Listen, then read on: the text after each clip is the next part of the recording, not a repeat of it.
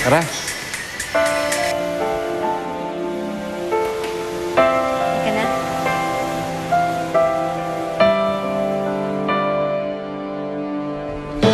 Mr. D, hindi ko po makontak si Lito. Ilang araw ko na po tinatawagan pero hindi po sumasagot eh. Hindi kaya may iba siyang kasong pinatrabaho? So wala ka pa rin update sa pinapagawa ko sa kanya? Wala pa rin po, sir.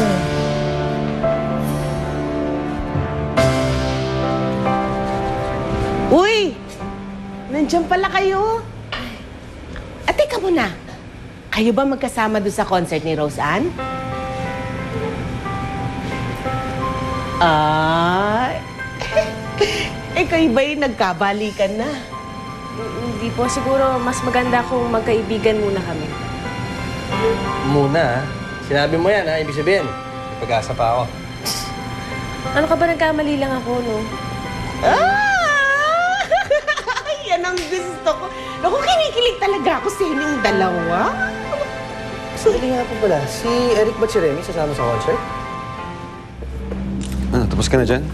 Halika na.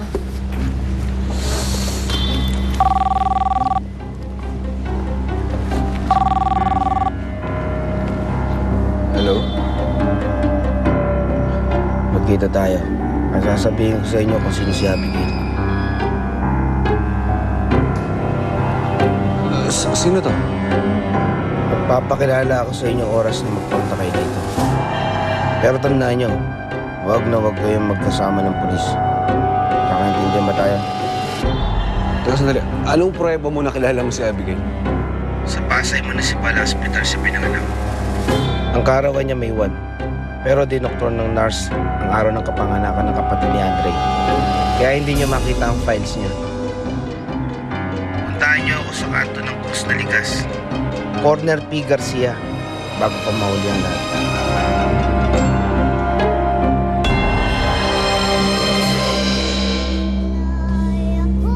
Good luck, friend ah! Punuan ang buong auditorium. Boga ka talaga. Madami naman tayong security, di ba? Of course, Mr. D. I think it's enough. Huwag kayo kabahan. Relax lang. Everything's going to be fine. Ano nangyari sa'yo? Nabaril ko si D. Paano? Patay na ba? He lost a lot of blood. Very critical ang next 24 hours. Let's just pray and hope for the best. Thank you. Dahil pinadama mo sa akin na mahal mo ako. Really sorry sa mga kasalanan ko. Wala na akong oras, Andre. So kailangan malaman mo ng lahat. Alay ko lahat sa'yo. Ikaw ang